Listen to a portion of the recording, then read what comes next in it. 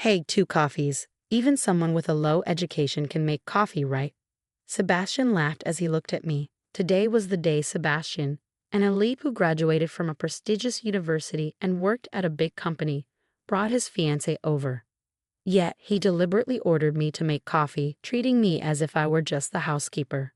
The man who would be my brother-in-law mocked me playfully, while his fiancée said nothing. No, it was more like she couldn't say anything because she didn't understand English. Sitting next to Sebastian, his fiancée, a beautiful Asian woman with black hair and black eyes, waited for his translation. I gave her a kind smile. I'm Karen.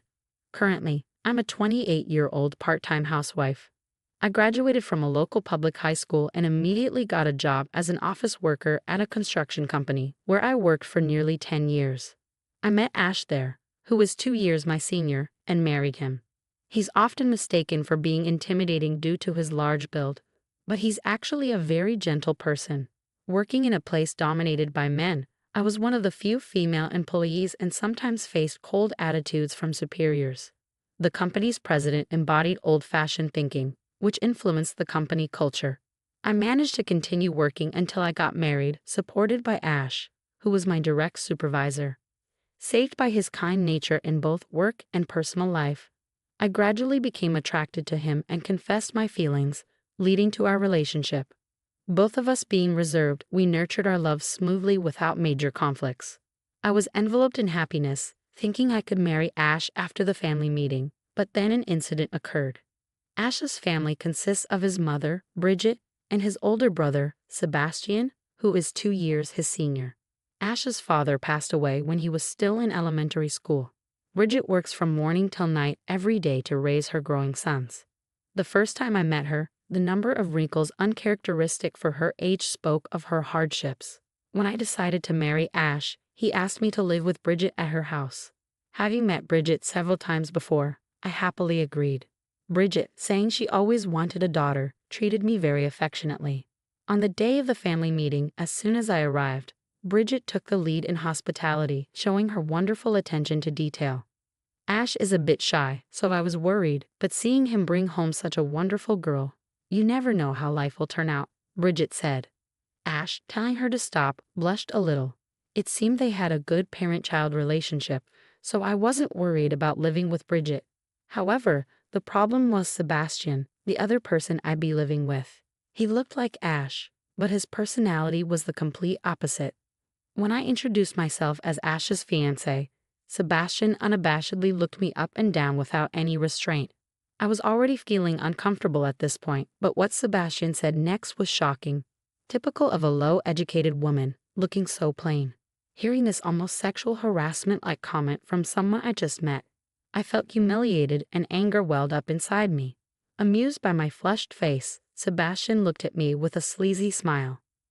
Just as I braced myself for more comments, Ash and Bridget, who had gone to the kitchen, returned with coffee and cookies. Ash sat next to me with Bridget and Sebastian facing us across the table. While Bridget and I were talking, Sebastian kept interrupting. Karen, you went to that high school. Hate to say it, but isn't it the one with the lowest college progression rate around here? Why'd you go there? Didn't think about your future? In this day and age, women without an education aren't in much demand. But it's good Ash doesn't seem to mind. I passed though. Talking to a dummy might make me dumb too. My lack of higher education was more because I wanted to get a job early to ease the burden on my parents in disliking studies. Fortunately, the school I attended was a business academy, so I was blessed with qualifications and employment opportunities. This allowed me to choose my current company from a wider range of options than most high school graduates. I was working hard to save money for my much younger brother while also sending money to my parents. Ever since he was little, my brother had wanted to be a school teacher, which required going to university. Moreover, Ash had been by my side for years, seeing who I am inside. Even if I had been less educated or even a school dropout, he would not have treated me differently. Still, why does Sebastian insist on taking his high education and looking down on me? I heard Sebastian works for a major company with overseas dealings. Bridget, who raised them by herself, said he studied hard, achieved excellent grades, earned a scholarship, and went to university.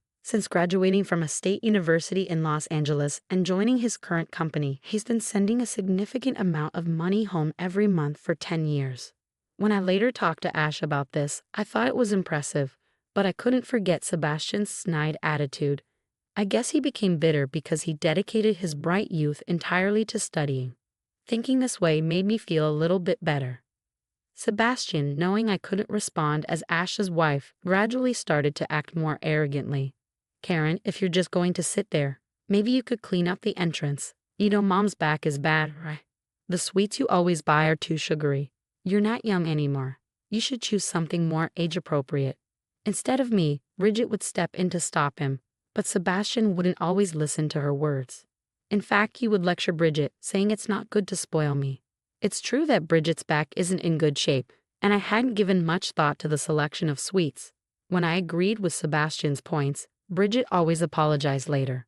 I'm sorry, my dear. He just can't speak gently, but he praises you when you're not around. He's just not honest, so forgive him. But if something really bothers you, please tell me right away. I see. He praises me in front of Bridget, probably to indirectly keep her from intervening. With his pride in his education, he seems quick-witted in such matters. Since then, I've been relentlessly put to work by Sebastian, almost like a housekeeper. Sebastian treats me like a housekeeper only when we're alone and limits his nagging when Bridget and others are around. When he occasionally does it, Bridget or Ash would defend me, so I didn't worry too much. But every time Sebastian saw me, he would say, Karen, why don't you take the initiative in doing housework? And urge me to take over Bridget's chores. I can still move around, so Karen, please relax. We're not living together just so you can do housework. Relax and enjoy your time here with Bridget and Ash. Saying this, Sebastian was quiet when they were around. But perhaps as revenge, when the two went out for shopping or errands, Sebastian started dumping even his own room cleaning on me. Anger welled up in me, wondering why I had to do this just because Sebastian said so. But I didn't want to spoil my good relationship with Bridget because of him, so I decided to endure a little.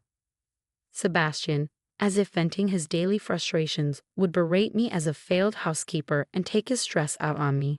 I too grew tired of dealing with Sebastian properly, so I just brushed him off and continued to ignore him. One day, Sebastian told me he wanted to introduce his fiancée to us.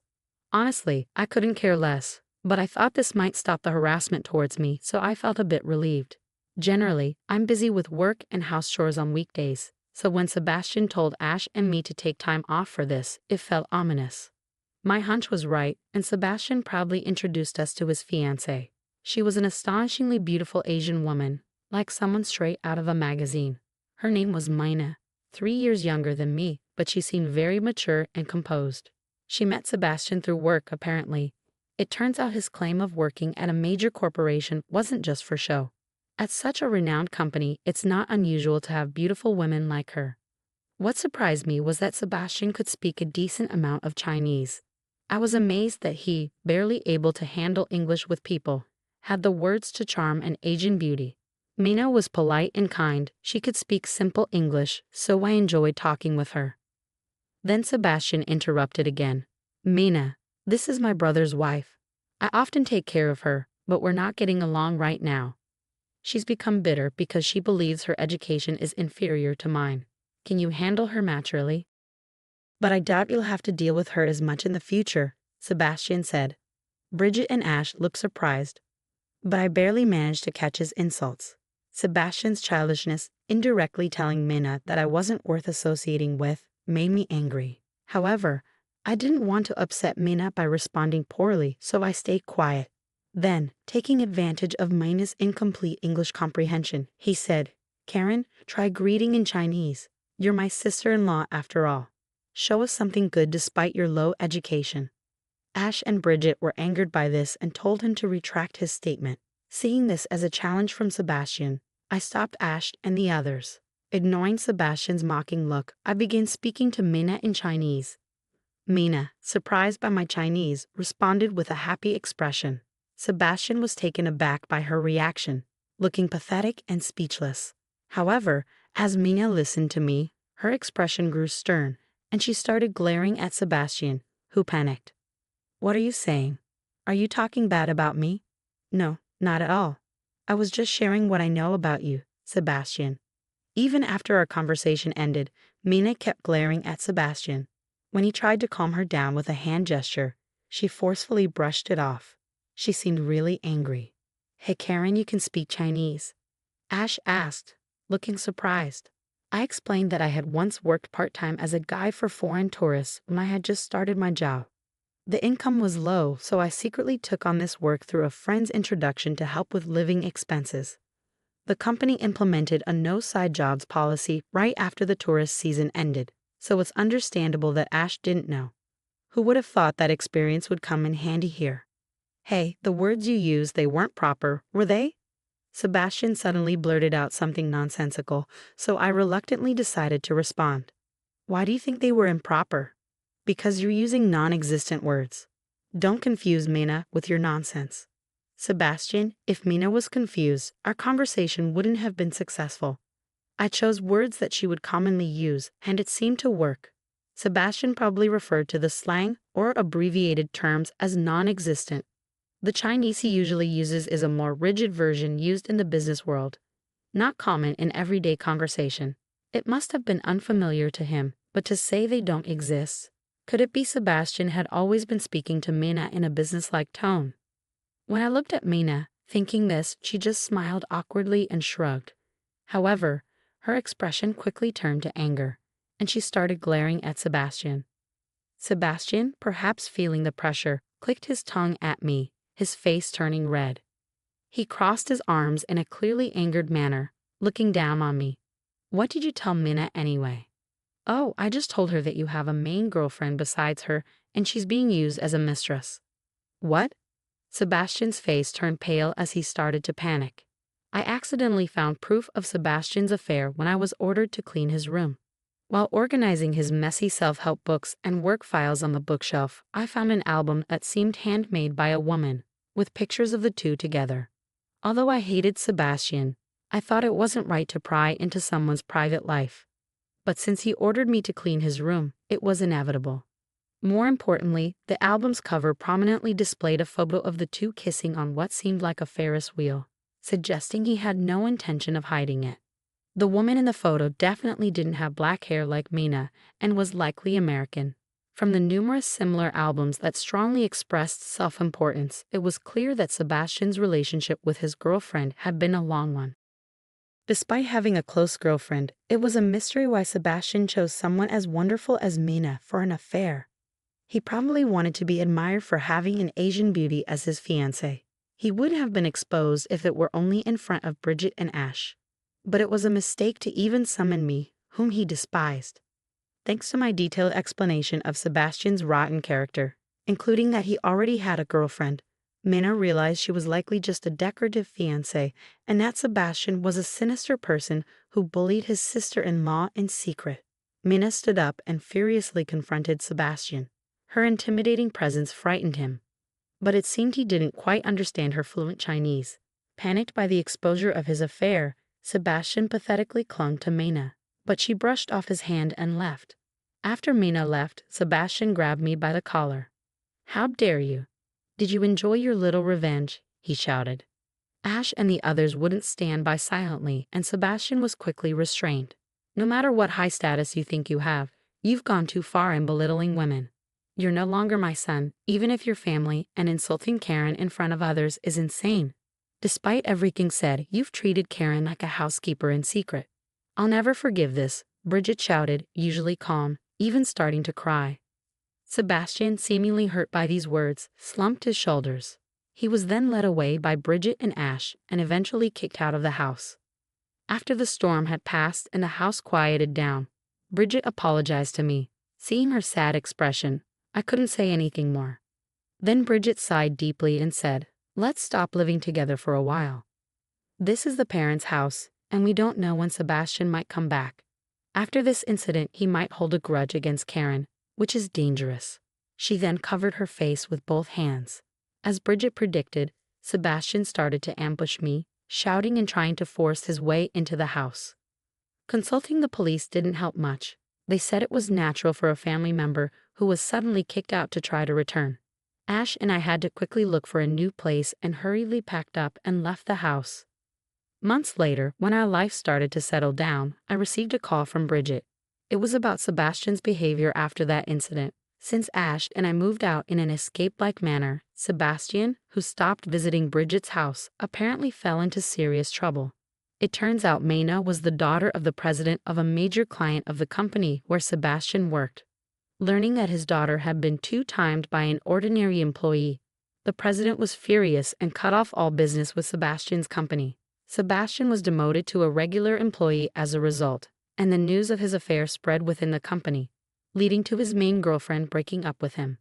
Exposed to curious and somewhat sympathetic glances and now being ordered around by former subordinates, Sebastian, with his prideful nature, couldn't bear it and resigned soon after. Leveraging his modest Chinese skills, he found a new job but again faced conflict taking orders from employees nearly a decade younger, leading to his dismissal from there too. In just a few months, he repeated resignations and job changes for such reasons, and his arrogant attitude didn't help. Even at the job center, he insulted the staff with terrible words, making himself unwelcome. Eventually, struggling financially, Sebastian asked Bridget if he could return home, but she firmly refused. "I drove him away with a stick," Bridget exclaimed over the phone, making me laugh. For a while, he waited outside Bridget's house but soon disappeared. Apparently, he exaggerated his education and career to appeal to women with financial stability and moved in with them, leading a parasitic lifestyle. Increasingly showing no intention to work, he lived off these women, often causing trouble by cheating when they were not around. Why someone as unattractive and terrible as Sebastian attracted women is a mystery, but he might appeal to a certain type. Ash, appalled by this episode, has apparently not been in contact with Sebastian. Pretending not to know might be for the best. On the other hand, thankfully, Minna took a liking to me and we became friends. Due to work and home commitments, she's seldom in America, but we often have remote calls. Minna appreciated my Chinese language skills and said it's a waste for someone as conversational as you not to use it. She introduced me to interpreter jobs through her connections. I needed to restudy and relearn business Chinese, but as I always liked the language, it wasn't a burden. Now I'm enjoying my work, utilizing my strengths more than in my part-time job, and living fulfilling days. In an unexpected way, Sebastian indirectly carved a new path in my life, so maybe in a way, I should be thankful to him.